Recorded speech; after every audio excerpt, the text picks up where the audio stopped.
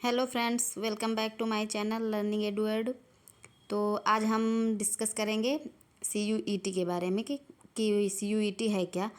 तो CUET central university entrance test है। ये एक प्रकार की समझो कि प्रवेश परीक्षा है, जो कि अब अभी तक तो नहीं होती थी, कुछ विश्वविद्यालयों में होती थी, लेकिन अब ये सभी विश्वविद्यालयों में लागू कर दी जाएगी। जितने भी हमारे केंद्रीय विश्वविद्यालय हैं उनमें अब प्रवेश इंट्रेंस के जरिए होगा। जैसे कि मान लो कोई मेडिकल में जाना चाहता था तो उसको नीट की प्रवेश परीक्षा पास करनी होती थी, कोई इंजीनियरिंग में जाना चाहता था उसको JEE की परीक्षा पास करनी होती थी। उसी तरह अगर अब हम BA BSc BCom या फिर किसी मैनेजमेंट कोर्स के लिए अंडर ग्रेजुएट प्रोग्राम में अगर हम एडमिशन ले रहे हैं, तब हमें CUET परीक्षा पास करनी होगी, जो कि सभी सेंट्रल यूनिवर्सिटीज़ के लिए कंपलसरी होगा। तो आज हम इसी के बारे में चर्चा करेंगे। और यदि आप चैनल पर नए हैं और अब तक आपने मेरा चैनल सब्सक्राइब नहीं किया है तो प्लीज़ चैनल को सब्सक्राइब कर लीजिए। तो सबसे पहले हम देखेंगे कि हु विल ऑर्गेनाइज CUET, या फिर CUET प्रवेश परीक्षा जो होगी उसको आयोजित कौन कौन करवाएगा। तो इसका आयोजन NTA, जो हमारी नेशनल टेस्टिंग एजेंसी है, उसके द्वारा कराया जाएगा। ये पूरे भारत देश में ये परीक्षा आयोजित की जाएगी इसी के द्वारा। तो जितने भी हमारे सेंट्रल यूनिवर्सिटीज़ हैं यानी केंद्रीय विश्वविद्यालय हैं, उनमें एडमिशन अब CUET के आधार पर होगा। इसी के आधार पर मेरिट भी बनेगी और इसी से हमारा एडमिशन होगा। तो ये परीक्षा अभी केवल यूनिवर्सिटीज़ के लिए हैं, जो कि सेंट्रल यूनिवर्सिटीज़ हैं उन्हीं के लिए हैं। अभी महाविद्यालयों को ऐसी कोई सूचना नहीं दी गई है। तो जिन्हें विश्वविद्यालयों में प्रवेश चाहिए उन्हीं के लिए ये प्रवेश परीक्षा होगी। नीड ऑफ CUET, अर्थात कि CUET की ज़रूरत क्या है, क्या ज़रूरत है हमें ये परीक्षा देने के लिए, BA या BSc या BCom में एडमिशन लेने के लिए। तो हमें किसी भी केंद्रीय विश्वविद्यालय में एडमिशन लेने के लिए अब CUET की परीक्षा को उत्तीर्ण करना होगा, और इससे जो मेरिट बनेगी, अगर उसमें कट ऑफ में हमारा नाम आ जाता है तब हमारा एडमिशन होगा। तो इसकी ज़रूरत क्या है।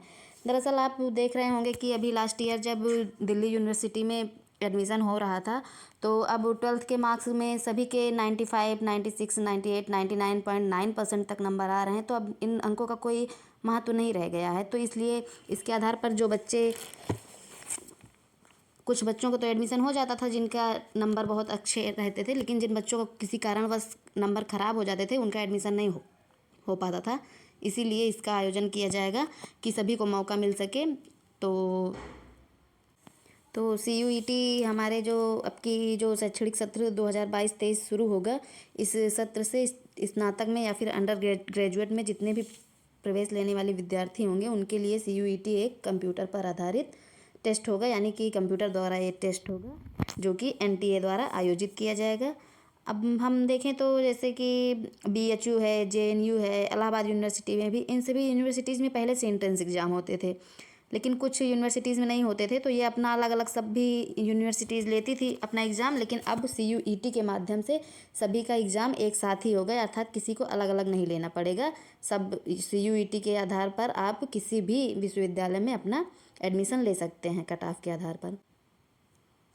अब हम देखेंगे कि CUET एलिजिबिलिटी क्राइटेरिया क्या है, यानी कि कौन कौन से बच्चे हैं जो CUET या फिर CUET परीक्षा के लिए पात्र हैं, एलिजिबल हैं। तो अगर आप स्नातक में या फिर अंडर ग्रेजुएट प्रोग्राम में आप एडमिशन लेना चाहते हैं तो आपको किसी भी बोर्ड से 10+2 या 12वीं कक्षा उत्तीर्ण होना आवश्यक है। चाहे आप CBSE बोर्ड से हों, ICSE बोर्ड से हों, UP बोर्ड से हों, किसी भी बोर्ड से हों, लेकिन आपका 10+2 या फिर 12th क्लास आपकी कंप्लीट होनी चाहिए अंडर ग्रेजुएट प्रोग्राम के लिए।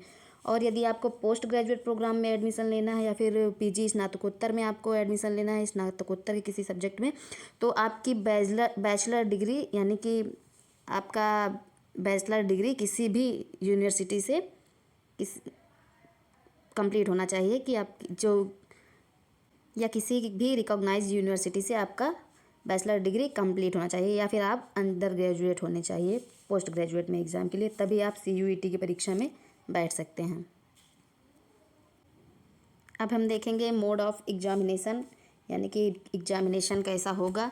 तो हमारा जो CUET का एग्ज़ाम होगा ये ऑनलाइन मोड में होगा, कंप्यूटर बेस्ड टेस्ट होगा, मतलब कि आपको ऑनलाइन ही पेपर देना होगा कंप्यूटर के सामने बैठ के, ये OMR सीट पर नहीं होगा।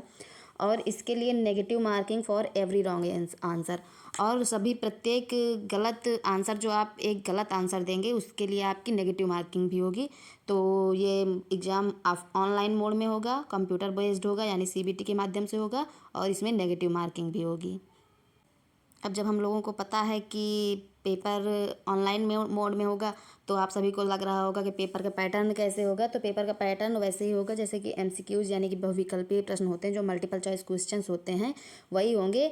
और ये नहीं कि वो कहीं से भी आ जाएंगे, वो हमारे जो 12th की एनसीईआरटी हम पढ़ रखे हैं, 12th की बुक्स हम जो पढ़ रखे हैं, लेकिन 12th की बुक्स तो अब हर जगह कहीं कहीं लगती है एनसीईआरटी, वैसे तो पूरे देश में लगनी चाहिए, लग भी रही कहीं कहीं, लेकिन जहाँ नहीं लग रही उनको नहीं पता। लेकिन जो क्वेश्चन आएगा सीयूईटी का वो 12th की एनसीईआरटी पर बेस्ड होगा। तो आपको 12th में अब सिर्फ नंबर लाने के लिए नहीं पढ़ना होगा, आपको कॉन्सेप्ट अच्छे से समझ कर पढ़ाई करनी होगी कि आपको आगे जो एग्ज़ाम देना है आगे के एडमिशन के लिए, उसमें भी आप क्वालिफाई कर सकें। अब हम देखेंगे पेपर कैसा होगा। तो paper will be divided in 3 parts, paper 3 parts में होगा। तो सीयूईटी पेपर का जो फर्स्ट पार्ट है उसमें होगा आपका लैंग्वेज टेस्ट, कि आपकी लैंग्वेज उसमें टेस्ट की जाएगी कि आपकी लैंग्वेज कैसी है। आप लैंग्वेज चाहे हिंदी ले सकते हैं, इंग्लिश ले सकते हैं। वैसे तो इसके लिए 13 भाषा लैंग्वेज में 13 भाषाओं को दिया गया है, आप 13 में भाषाओं में से किसी को भी यूज कर सकते हैं। और 27 डोमेन्स ऑफ स्पेसिफिक टेस्ट, इसमें क्या होगा कि जैसे कि हम कुछ बच्चे होते हैं जो मैथ साइड से करते हैं, inter 12th class math side से करते हैं, तो उनके लिए मैथ है, साइंस ज़रूरी होगा, ये सब्जेक्ट उनको चूज़ करने होंगे। जो कि आर्ट साइड से पढ़ते हैं उनके लिए ज्योग्राफी है, सोशियोलॉजी है, हिस्ट्री है, पॉलिटी है, ये सारे सब्जेक्ट हों। तो इनमें से आपको 2 सब्जेक्ट चूज करने होंगे सेकेंड पार्ट से। तो और यदि आप कॉमर्स से हैं तो आपको इको वगैरह सब चॉइस लेनी पड़ेगी। और पेपर का थर्ड पार्ट होगा जनरल एप्टीट्यूड। जनरल एप्टीट्यूड में क्या आता है, वैसे तो जनरल एप्टीट्यूड में जनरल नॉलेज आती है, करंट अफेयर्स आता है, जनरल अवेयरनेस आपकी कितनी है, और रीजनिंग वगैरह, ये सभी जनरल एप्टीट्यूड से पूछे जाते हैं। तो सीयूईटी के बारे में मैंने आपको सब कुछ बता दिया है। और यदि आपको कुछ भी ना समझ में आया हो तो आप कमेंट बॉक्स में पूछ सकते हैं। तो आज की वीडियो में इतना ही, मिलेंगे फिर किसी नेक्स्ट वीडियो में। Till then goodbye. Video अगर आपको अच्छी लगी हो, हेल्पफुल लगी हो, तो प्लीज़ चैनल को सब्सक्राइब कर लीजिएगा, और लाइक शेयर आप कर ही देंगे अगर आपको वीडियो अच्छी लगी होगी तो। At the end of the video, as I always say, be happy, be healthy, and be safe.